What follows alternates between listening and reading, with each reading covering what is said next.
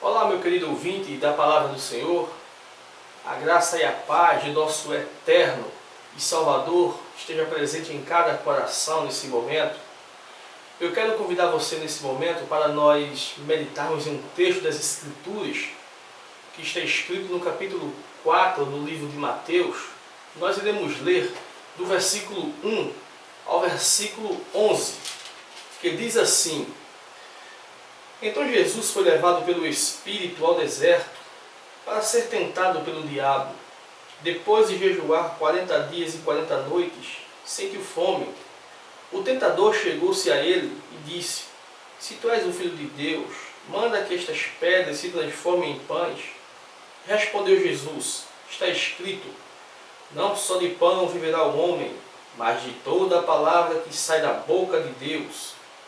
Então o diabo levou a cidade santa e o colocou sobre a parte mais alta do templo e disse-lhe: Se tu és o Filho de Deus, lança-te daqui para baixo, pois está escrito: Aos seus anjos darás ordem a teu respeito, e eles te segurarão nas mãos para que não tropeces em pedra alguma. Respondeu-lhe Jesus: Também está escrito: Não tentarás o Senhor teu Deus. Levou novamente o diabo a um monte muito alto e mostrou-lhe todos os reinos do mundo e o seu esplendor, e disse-lhe: Tudo isto te darei, se prostrado me adorares. Então Jesus lhe disse: Retira-te, Satanás, pois está escrito: Ao Senhor teu Deus adorarás, e só a ele servirás. Então o diabo o deixou, e vieram os anjos e os serviram. Meu querido ouvinte da Palavra de Deus e irmão em Cristo Jesus, eu quero chamar a sua atenção nesse momento para nós meditarmos a respeito da defesa de Jesus sobre os ataques do diabo. Quando nós analisamos as Escrituras, nós notamos que o diabo, ele não só tem atacado o Cristo, como ele também tem atacado toda a humanidade, toda a criação de Deus. O propósito do diabo, nesse momento aqui, foi acabar com os planos de Deus sobre a humanidade. Se porventura Jesus tivesse falhado em sua missão, o plano de Deus saía de água abaixo. O plano de Deus não daria certo, pois como nós obteríamos a salvação se o plano de Deus de enviar seu Filho para ser morto pelos nossos pecados tivesse falhado? Então por isso que o diabo de alguma forma tentou desviar a atenção de Jesus, tentou fazer com que Jesus, em sua missão, não prosseguisse até o fim. Mas para sua vergonha, Cristo foi obediente ao Pai e conseguiu fazer com que a sua missão fosse cumprida. O Cristo conseguiu trazer a salvação para a humanidade, pois se nós ainda vivêssemos pela lei, como seríamos salvos? Será que nós conseguiríamos cumprir toda a lei? Então, por isso que Cristo veio cumprir a lei, veio nos trazer a graça. Será que foi fácil? Não. Não foi fácil suportar tudo aquilo que Cristo suportou. Não foi fácil, foi difícil, foi complicado. Nós, com certeza, não teríamos suportado tudo aquilo que Cristo suportou. Nós não teríamos chegado sequer na metade do caminho. Não suportaríamos, mas Ele suportou por nós. Ele venceu a morte e nos deu a vida. Ele venceu os ataques do inimigo e nos mostrou que é possível que nós vençamos também. Então, pelo nome do Salvador, o Eterno, o nosso sumo sacerdote, o nosso pastor, como está escrito em João 10, o único pastor que toma conta de suas ovelhas, que deu a vida por suas ovelhas, venceu a morte e os ataques do diabo. E se ele venceu, é porque nós também temos condições de vencer. Mas como ele venceu? Vamos meditar em alguns pontos. Primeiro, Jesus estava cheio do Espírito Santo. O texto vai dizer que Jesus estava cheio do Espírito Santo. E o que é ser cheio do Espírito Santo?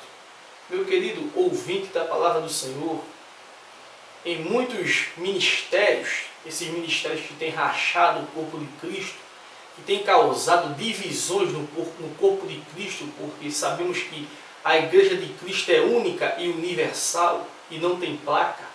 Ela não tem placa. Ela tem pregado, essa igreja que tem dividido o corpo de Cristo, tem pregado um evangelho distorcido. Para muitos ministérios, o cidadão é cheio do Espírito quando ele pula dentro da igreja, quando ele marcha, quando ele rodopia, quando ele chora, quando ele fala uma língua que ninguém entende, muito menos ele e nem o Criador consegue entender. Aí para eles é ser cheio do Espírito. Mas interessante é que Cristo não fez nada disso. E Cristo estava cheio do Espírito. Cristo passou 40 dias e 40 noites jejuando. E não fez nada disso. Mesmo assim estava cheio do Espírito. Se você pegar o relato do capítulo 4 do livro de Atos dos Apóstolos, a partir do versículo 31, os irmãos estavam ali orando na igreja primitiva. A igreja naquela época se reunia nas casas, pois a verdadeira igreja era assim, se reunia nas casas. Os irmãos estavam ali orando e ficaram cheios do Espírito Santo e começaram a anunciar a palavra de Deus com ousadia. Então, ser cheio do Espírito Santo é isso. É você anunciar a palavra de Deus com ousadia. É você ser cheio dos frutos do Espírito, como está em Gálatas capítulo 5, versículo 22. Isso que é ser cheio do Espírito de Deus. Isso é você ser cheio do Espírito Santo. É você ter os frutos em sua vida, pois a árvore sem frutos é morta. Então, meu irmão, não caia nessa de que para ser cheio do Espírito Santo tem que ter isso e aquilo, porque o pastor fulano de tal falou. Isso é mentira. Isso é heresia. Ser cheio do Espírito Santo de Deus é você ter os frutos do Espírito em sua vida. É você anunciar o Evangelho do Salvador para as pessoas. É você conseguir influenciar as pessoas. É você sentir amor pelas pessoas. Isso que é ser cheio do Espírito de Deus. Isso que é ser cheio do Espírito Santo. E se alguém vem ter convosco que traz um Evangelho que não é de acordo com o das Escrituras, é anátema. Reconsidere. Jogue fora esse evangelho maldito e mentiroso que muitos têm pregado. Segundo, Jesus se defendeu dos ataques do diabo com a sua resistência. O diabo, ele foi resistente para com Cristo, e Cristo foi mais resistente ainda. Então, nós precisamos resistir às investidas malignas em nossas vidas, pois o diabo cada dia ele tem nos tentado, ele tem tentado de alguma forma nos derrubar, e nós temos que ser persistentes, temos que perseverar. Mateus 24:13 vai dizer isso muito bem. Aquele que perseverar até o fim será salvo. Então nós devemos perseverar nas doutrinas das Escrituras. Nós devemos perseverar ao verdadeiro Evangelho do Salvador. Devemos estar firmes em sua presença, sempre atentos à sua voz, sempre praticando o amor para com todos, ajudando o próximo, sempre cumprindo o chamado do Senhor em nossas vidas. Então devemos resistir às astutas ciladas do diabo. Cristo resistiu. Cristo não se entregou ao aos ataques do diabo. Ele perseverou e foi até o fim. Ele soube se defender dos seus ataques. E nós também devemos saber nos defender dos seus ataques, que são muitos, diariamente, em nossas vidas. Terceiro, Jesus, ele conseguiu se defender dos ataques do diabo com a Bíblia, com a palavra de Deus. O diabo chegou para Jesus usando o livro de Salmos, e Jesus também se defendeu usando o livro de Salmos, pois a palavra estava ali para calar a boca do inimigo. A palavra é Cristo. A palavra estava ali para envergonhar o inimigo. O inimigo viu que Jesus estava fraco como humano, porque você jejuar 40 dias e 40 noites, você está fraco, humanamente falando.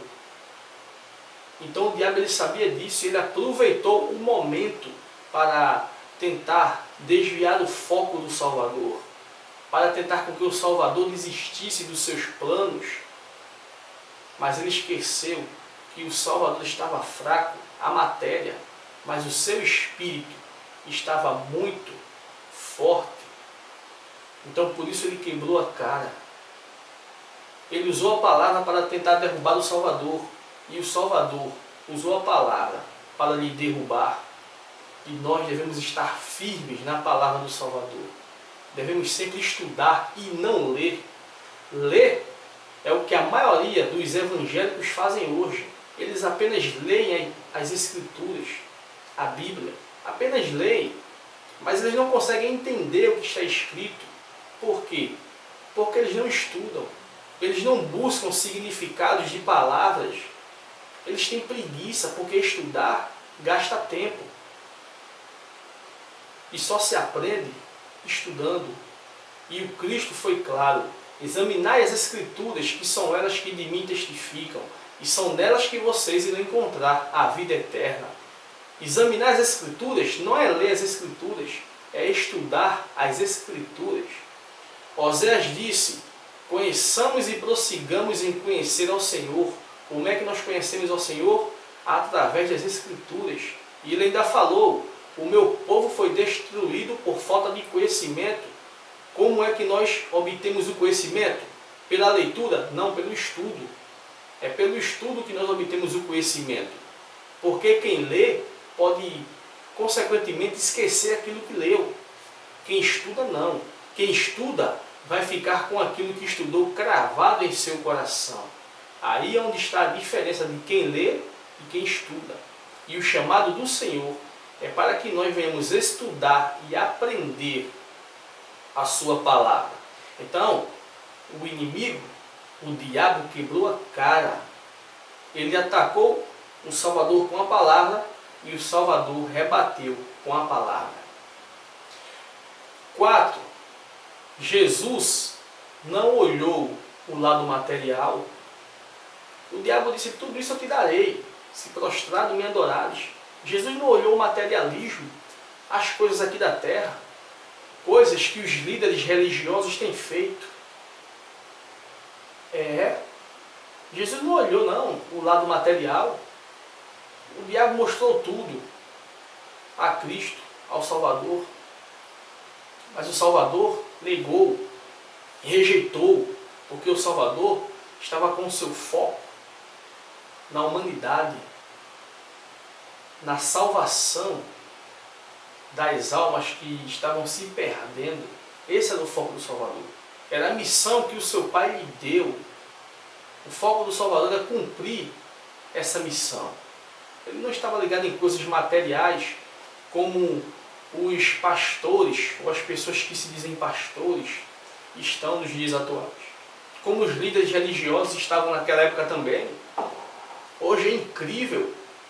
As pessoas vão para o templo em busca de coisas materiais, em busca de coisas passageiras. O dízimo já virou uma rotina nos templos. O dízimo na época da Bíblia era para segurar o órfão, o necessitado e a viúva. E Hebreus 7,5 diz que apenas o sacerdote da tribo de Levi poderia recolher. Hoje o pastor diz ser sacerdote de forma mentirosa, porque já não existe mais sacerdote, não existe mais tribo de Levi, mas o pastor hoje diz que é sacerdote e cobra dízimo de todo mundo, principalmente do órfão, do necessitado e da viúva. Coisa que naquela época, de acordo com as Escrituras, o órfão, o necessitado e a viúva eram segurados pelo dízimo. Hoje a igreja cobra dízimo de órfão, necessitado e viúva. É um absurdo o que esses camaradas fazem no movimento evangélico. É um absurdo, eles fazem na cara limpa. E o culpado de tudo isso, sabe quem é? Você, que não estuda a Bíblia Sagrada para saber o que é certo e o que é errado. Então somente você acredita naquilo que esses camaradas falam. O maior culpado disso é você. Você é que tem culpa de toda essa bagunça. Será que você não percebe que esses camaradas que estão aí no poder são tudo materialistas? Só pensam no poder, em fama, em dinheiro? Será que você nunca percebeu isso? Cristo nunca pensou em fama, em poder, nem em dinheiro. Os apóstolos nunca pensaram nisso. Morreram pobres. O diabo mostrou tudo a Cristo e Cristo rejeitou tudo. Não quis nada. Quinto, Jesus resistiu à grande proposta do diabo. O diabo gosta de fazer propostas indecentes para as pessoas. O diabo gosta disso. Ele, de alguma forma, tenta iludir as pessoas. Mostra uma coisa, mostra outra. A maior prova disso é quando um alcoólatra converte-se ao verdadeiro cristianismo genuíno. Então, o que é que o inimigo faz? O que é que o diabo faz?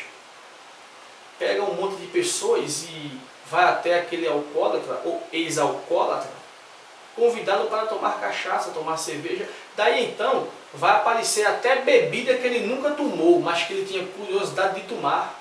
Mas agora ele é cristão, não vai se iludir com isso. Mas o diabo coloca para que ele venha retroceder, para que ele venha se desviar. Pois foi isso que ele fez com Cristo. O diabo mostrou tudo, fez de tudo que podia para desviar a atenção de Cristo. Pois é isso que ele faz. Quando um ex-drogado converte-se ao cristianismo verdadeiro e genuíno, o que é que o diabo faz? Manda algumas pessoas que são drogadas levar as melhores drogas para ver se de alguma forma ele se desvia do foco, se desvia do caminho. Então, o diabo ele sempre usa suas estratégias para derrubar aquele que Deus o chamou. Ele sempre usou as suas estratégias. Foi assim com o diabo e é assim com ele. Aliás, foi assim com Cristo. Ele fez assim com Cristo e é assim que ele tem feito conosco. Ele tem usado suas estratégias para tentar nos derrubar de alguma forma. Tem usado tudo quanto a gente menos imaginar. E é assim que ele sempre vai ser, pois ele sabe que o seu dia está chegando e quanto mais pessoas ele conseguir desviar do verdadeiro evangelho, melhor para ele. Então nós devemos ficar atentos. Sexto, Jesus foi guiado pelo Espírito. O texto vai dizer que Jesus foi guiado pelo Espírito para ser tentado pelo diabo. Nós, meus queridos ouvintes da Palavra de Deus, devemos também deixar a nossa vida ser guiadas pelo Espírito de Deus. E muitas vezes o Espírito de Deus nos guia por caminhos sobre o qual nós achamos que não é o melhor. Muitas vezes o Espírito de Deus nos coloca em algum lugar sobre o qual nós não queríamos estar. Mas o Espírito de Deus tem um propósito em nossas vidas.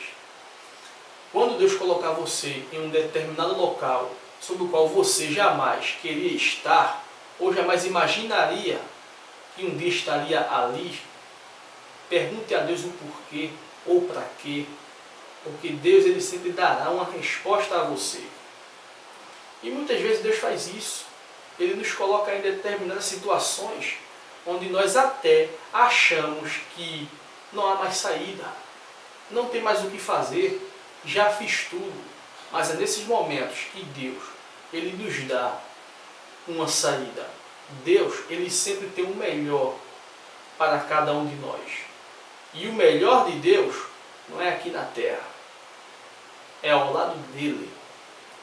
O melhor de Deus é a eternidade. Então, quando Deus colocar você em um determinado local sobre o qual você não queria estar, pergunte a Ele o motivo. E então, você vai entender o motivo de você estar em determinado local. Sétimo, Jesus resistiu aos ataques psicológicos do diabo. Agora você imagine a pressão psicológica que o diabo fez sobre o Salvador. Imagine a pressão psicológica mostrando tudo, tentando de alguma forma fazer com que Cristo desistisse dos seus planos. É assim que o inimigo tem feito. Ele ataca a nossa mente. Ele coloca coisas em nossa mente para que nós venhamos desistir dos caminhos de Deus. Ele tem sempre colocado novas ideias malignas em nossa mente. Ele sempre tem tentado desviar a nossa atenção. Ele nos tenta até no sono, quando nós estamos dormindo. E nós devemos estar atentos a isso. Ele fez uma pressão psicológica tremenda no Salvador. E é assim que ele faz conosco.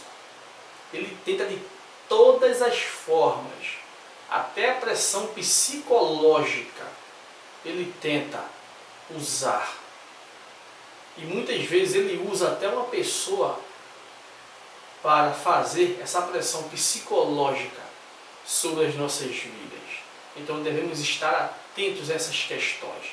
Devemos nos policiar dessas questões e pedir misericórdia ao Salvador.